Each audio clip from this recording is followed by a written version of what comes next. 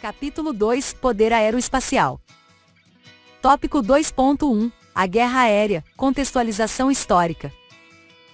Este tópico tem o capítulo 3.1 do volume I, da DVAB, EMAE, 2020, como base textual, com adaptações para adequação do conteúdo.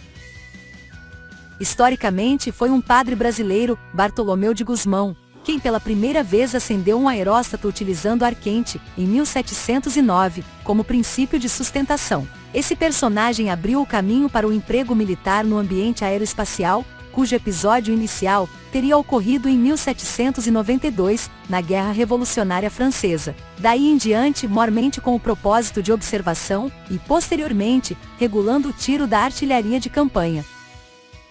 A partir de 1849, os balões seriam utilizados em uma nova função. Tropas austríacas empregaram aeróstatos para transportar granadas que seriam lançadas quando esses dispositivos sobrevoassem a cidade de Veneza, em uma primeira tentativa de explorar aquelas características que distinguiriam a guerra aérea. Entretanto, esses primeiros aeróstatos não possuíam dirigibilidade, ficando à mercê dos ventos, o que muitas vezes limitava seu emprego. Somente com o advento da capacidade de direcionar o movimento, transformando balões em dirigíveis, surgiu a possibilidade de emprego que viria a contextualizar de forma mais contundente a guerra aérea. Novamente um brasileiro, Alberto Santos Dumont, se distinguiria nessa empreitada, quando em 1901 e 1906 conquistou, respectivamente, a dirigibilidade nos balões e ascendeu de forma controlada e autônoma em uma aeronave mais pesada que o ar.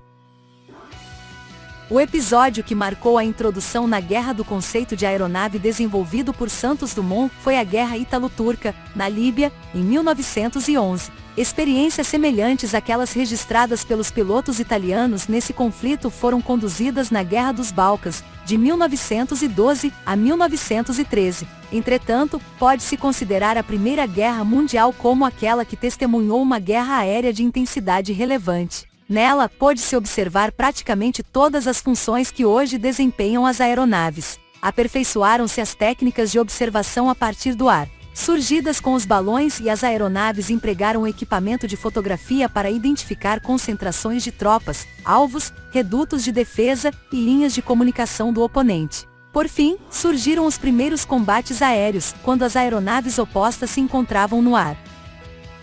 Há que se destacar que, em 1915, o Brasil fazia sua primeira tentativa de usar um avião como instrumento de poder aéreo em operações militares, durante um movimento sedicioso em um dos estados da Federação. O tenente Ricardo Kirk armou 3 aeronaves Morane Saunier com bombas para combater os separatistas. Da mesma forma, durante a Primeira Guerra Mundial, o Exército e a Marinha do Brasil se preocuparam com a emergência da guerra aérea. Em 1917, o Exército enviou 2 tenentes à Aeronautica Militare para aprender como iniciar sua aviação no Brasil. A Marinha, por outro lado, designou alguns pilotos para treinar com o Royal Naval Air Service, que posteriormente realizariam missões de patrulha marítima em Plymouth. Ainda na Guerra de 1914, foi ressaltado um fator que estaria presente em toda a história da guerra aérea: a tecnologia. Equipamentos com características de voo superiores, tais como velocidade, razão de subida, manobrabilidade, capacidade de fazer curvas rápidas, e armamento sucederam-se nas linhas de produção, reforçando as forças aéreas. A tecnologia, associada a uma empírica doutrina aérea, permitiu o desenvolvimento de novos tipos de aeronaves, que executariam missões diferenciadas: o bombardeio aéreo, o transporte logístico, a evacuação de enfermos e a interceptação aérea. No período entre as guerras mundiais houve uma desmobilização das forças aéreas formadas para a Primeira Guerra Mundial. Alguns países, como a Grã-Bretanha, descobriram novas funções para suas aeronaves, empregando-as nos conflitos coloniais em ações contra rebeldes locais que se insurgiam contra o domínio imperial. Surgia o controle aéreo, uma forma mais econômica de substituir as tropas de superfície na tarefa de manter as possessões ultramarinas. Por sua vez, a Guerra Civil Espanhola foi um laboratório para novos equipamentos aéreos e novas táticas de emprego, quando as forças aéreas desenvolveram novas aeronaves e testaram sua eficácia. O transporte aéreo assumiu uma nova dimensão com a operação da Força Aérea Alemã, Luftwaffe, no transporte de soldados através do Mediterrâneo, destacando efeitos marcantes nas batalhas terrestres desse conflito. Nessa mesma guerra, desenvolveram-se técnicas e táticas de apoio aéreo aproximado, permitindo uma ampliação da cooperação entre a Força Aérea e a Força Terrestre, por meio de planejamento conjunto e aperfeiçoamento das comunicações. Com a eclosão da Segunda Guerra Mundial, a guerra aérea adquiriu uma significativa maturidade pois, a partir de então, não era mais possível se pensar em guerra sem a participação das aeronaves. Na Europa, a aviação alemã resgatou a mobilidade perdida no conflito anterior, por meio das invasões na Polônia, França e União Soviética, quando surgiu um novo conceito de emprego, a Guerra Relâmpago, ou Blitzkrieg. Posteriormente, em resposta, a campanha de bombardeio estratégico conduzida pela Grã-Bretanha e pelos Estados Unidos contra a Alemanha significou um desgaste considerável na Luftwaffe e na economia alemã. Depois da Normandia, a sincronização das ações aéreas com o avanço terrestre foi fundamental na derrota alemã, não somente do lado ocidental, mas também quando se observa a campanha soviética de reconquista dos territórios invadidos. No Atlântico, a campanha antissubmarino e de patrulhamento marítimo permitiu que os comboios navais entregassem os suprimentos e as tropas necessárias para a continuidade da guerra. No Pacífico, as batalhas navais mudaram sua configuração, pois os navios não mais combatiam entre si como no passado. A aeronave embarcada e aquelas que operavam no litoral passaram a ter um papel relevante naquilo que se denominou batalha aeronaval. Ainda nesse cenário, o bombardeio a longa distância infligiu danos severos ao Japão, obrigando-o a capitular. As operações aéreas na Europa e Atlântico, assim como aquelas desenvolvidas no Pacífico, contribuíram sobremaneira para a vitória dos aliados.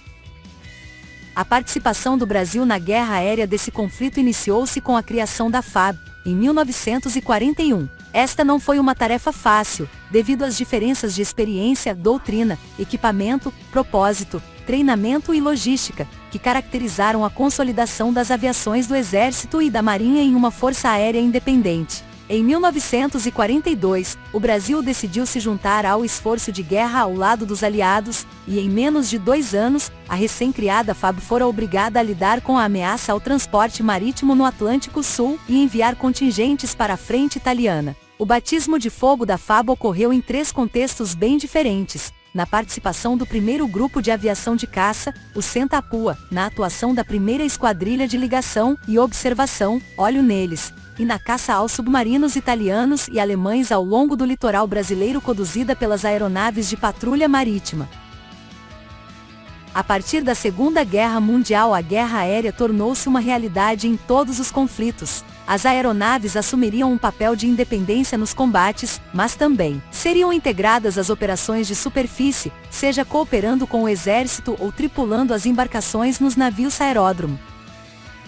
Encerrado o grande conflito em 1945, consolidam-se 2 potências militares que iniciam uma luta pelo predomínio político e pela influência nas diversas regiões do globo. A Guerra Fria foi um período em que as forças aéreas direcionavam sua preocupação para a capacidade de bombardeio nuclear, ora utilizando a aeronave, ora por meio do uso dos mísseis intercontinentais. Esse tipo de arma desencadeou a corrida pelo espaço. Apesar de a Guerra Fria não ter escalado para o confronto direto entre os Estados Unidos e a URSS, alguns conflitos regionais colocaram em choque as ambições capitalistas e comunistas em guerras como as da Coreia, de 1950 a 1953, e do Vietnã, 1965 a 1972. O conflito no Vietnã foi emblemático no contexto da guerra aérea pois, além de diversas inovações no campo tecnológico, como as bombas de precisão, os equipamentos de interferência eletrônica, a consolidação das aeronaves à reação, o emprego de helicópteros em combate, dos mísseis ar-ar e superfície-ar, uma realidade viria a ter impacto significativo na doutrina, o dilema entre a guerra aérea convencional e a guerra contra uma insurgência. No Oriente Médio, a criação do Estado de Israel desencadeou uma série de conflitos entre os judeus e os árabes, sendo o mais marcante deles a Guerra dos 6 Dias, na qual, em 1967, testemunhou-se uma das ações mais espetaculares do poder aéreo, a Operação Moker, na qual a Força Aérea Israelense atacou bases aéreas e aeródromos egípcios, praticamente destruindo a Força Aérea Egípcia no solo. Nessa operação, foram fundamentais o trabalho de inteligência, o treinamento e a doutrina de que se valeram os israelenses para obter uma vitória decisiva. O ano de 1982 trouxe a guerra aérea para o continente sul-americano, quando argentinos e britânicos lutaram na Guerra das Falklands Malvinas, 1982, considerada, do ponto de vista da guerra aérea, uma guerra aeronaval. A guerra demonstrou a importância da projeção de poder, as limitações do emprego naval sem a devida proteção aérea e a diferença tecnológica em termos de equipamento e de processo de planejamento e condução de operações militares. Nos anos de 1990, foi a Guerra do Golfo, 1991, o evento mais marcante, que pode ser reconhecida como o apogeu da guerra aérea. Tanto na Operação Desert Shield quanto na Desert Storm, a aviação da coalizão desempenhou um papel fundamental para o seu sucesso. Nesse conflito, inúmeros fatores mereceram destaque, como o esforço logístico de transporte aéreo de tropas e suprimentos para a campanha militar. Pela primeira vez, os Estados Unidos requisitaram aviões comerciais para o transporte de tropas para o teatro de operações. Nessa guerra, a responsabilidade pelo planejamento e condução das operações aéreas foi centralizado em um comandante único, o que representou uma grande conquista no conceito de operação conjunta e combinada, fator não observado no Vietnã. Nos primeiros dias da campanha, o foco foi a desestruturação da capacidade de comando e controle iraquiana, inclusive com a tentativa de decapitação da sua liderança. A fase de superioridade aérea eliminou a força aérea iraquiana, destruída em solo. Obtido o domínio do ar, o esforço voltou-se para a destruição das forças blindadas, artilharia de campanha e concentrações da Guarda Republicana iraquiana. Concluída essa fase, a guerra terrestre desenvolveu-se em curto espaço de tempo, no qual foram alcançados os objetivos políticos da coalizão, cuja superioridade tecnológica, doutrina e treinamento foram decisivos nos combates. Outro fator importante foi a presença das capacidades espaciais como fator multiplicador da força. Alguns teóricos chegaram a afirmar que essa teria sido a primeira guerra espacial da história, pois o domínio espacial se justapunha ao domínio aéreo, e a partir daquele momento, fazia sentido a definição de ambiente aeroespacial. Na esteira do sucesso de 1991, a guerra aeroespacial seria observada entre 1992 e 1995, na Bósnia, Operação Deliberate Force, em Kosovo, entre 1998 e 1999, Operação Allied Force, no Afeganistão, a partir de 2001, Operação Enduring Freedom, e no Iraque em 2003, Operação Iraq Freedom. Nesses conflitos pode-se observar, em maior ou menor intensidade, a negação do uso do espaço aéreo, o ataque em larga escala aos alvos terrestres, bombardeio às estruturas de importância estratégica, guerra contra insurgentes, utilização de forças especiais e guias aéreos avançados, aeronaves não tripuladas, apoio de fogo às forças de superfície e a imensa superioridade tecnológica americana, em especial aquela decorrente do uso de sistemas de navegação e comunicação a partir do espaço exterior. No presente momento, apesar do foco que se tem dado aos conflitos ditos de baixa intensidade decorrente das experiências recentes, cuja natureza de emprego é caracterizada pelo combate na forma de guerrilha, contra a insurgência ou contra o terrorismo, observa-se, em face das características geopolíticas, um retorno à discussão da guerra convencional, em especial no contexto das grandes operações militares entre pares. A ascensão de novas potências globais que venham a contestar a predominância unipolar dos Estados Unidos, ressuscita no debate da guerra aérea o caráter primordial na luta pelo controle do ar. Nesse ponto, surge a necessidade de se repensar a discussão teórica sobre o poder aéreo, fruto dessa evolução da história da guerra e da guerra aérea. Interessante conhecer ou relembrar tudo isso, não é mesmo? Após essa viagem no tempo e seleção de tantos fatos importantes para a evolução da Força Aérea e a proteção do território nacional, passamos a compreender e a significar nosso trabalho diário, dando continuidade e aperfeiçoamento ao trabalho iniciado por essas figuras históricas, as quais são lembradas por suas condutas inovadoras nos conflitos. Tópico 2.2 Teorias do poder aéreo e do poder aeroespacial. Este tópico tem o capítulo 3.2 e 3.3, volume I, Dadbab, Emaer, 2020, como base textual, com adaptações para adequação do conteúdo. Apesar de toda a discussão histórica do progresso da Força Aérea Brasileira que realizamos no texto anterior, você sabia que o papel da FAB na defesa nacional não se restringe ao espaço aéreo destinado ao voo? Arregalou os olhos. A guerra aeroespacial é travada em uma dimensão possuidora de características próprias, que seriam distintivas das operações na superfície. Contudo, o reconhecimento dessa realidade não foi obtido apenas de forma empírica. Para dar consistência a esse novo domínio da guerra, foram necessárias formulações teóricas que sustentassem o conceito de emprego de aeronaves em combate, surgindo a teoria do poder aéreo. A teoria, irmanada com a observação da experiência histórica, forma a essência de uma doutrina. A experiência é adquirida por meio da prática, a guerra em si, das simulações, treinamentos, jogos de guerra, estudos históricos, ou pela troca de conhecimentos, parcerias internacionais ou observação da experiência alheia. No que tange à teoria, trata-se de um produto de pessoas, e às vezes escolas, centros de desenvolvimento, think tanks, que antecipam proposições, normalmente à luz de pesquisas e hipóteses, transformando-as em base sistemática de análise em determinado campo do conhecimento. Em verdade, a teoria do poder aéreo, fez-se a crescente presença e importância da arma aérea no campo de batalha, tem progressivamente ampliado seu escopo. A inclusão da dimensão do espaço exterior e do ciberespaço, conjugados à dimensão aérea, transforma-a em teoria do poder aeroespacial.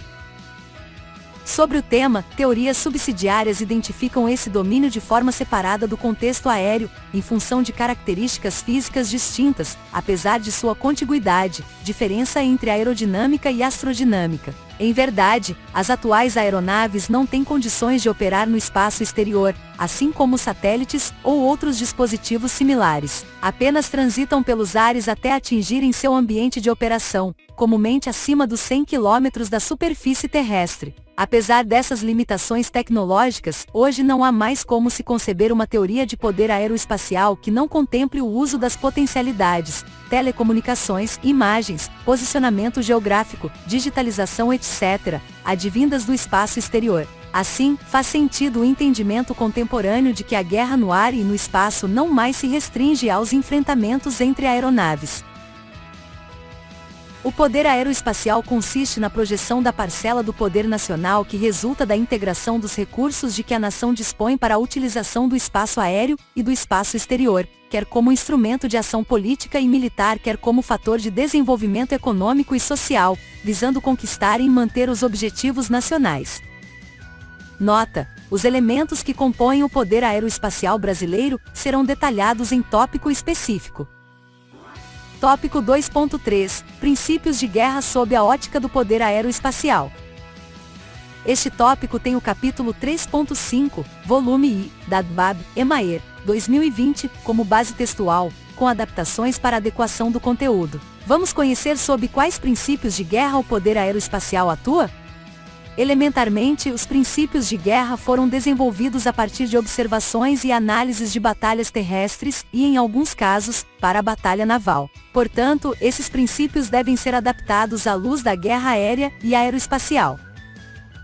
Os princípios de guerra foram deduzidos ou analisados por estudiosos do fenômeno da guerra aérea e revelados a partir da experiência obtida na história dos conflitos, em cujos contextos houve significativa participação de meios aéreos. Os princípios, quando aplicados aos problemas militares, requerem flexibilidade intelectual e criatividade na sua utilização, não devendo ser encarados como leis absolutas, rígidas e inflexíveis, de conduta. Eles orientam o planejamento e a conduta das operações de combate ou de qualquer outra natureza, sendo consolidados na forma de palavras, expressões ou ideias que traduzem condutas sugeridas, cujo contexto e tantas outras variáveis determinarão a maior ou menor ênfase, sua presença ou ausência, a observância ou não. Os princípios de guerra estão conceituados na doutrina militar de defesa, em face das recentes evoluções no fenômeno da guerra e pela demanda de interpretações próprias no âmbito da FAB. Os seguintes princípios de guerra serão apresentados sob a ótica da guerra aeroespacial: economia de forças ou de meios, exploração, manobra, massa, moral, objetivo, ofensiva, prontidão, segurança, simplicidade, surpresa, unidade de comando.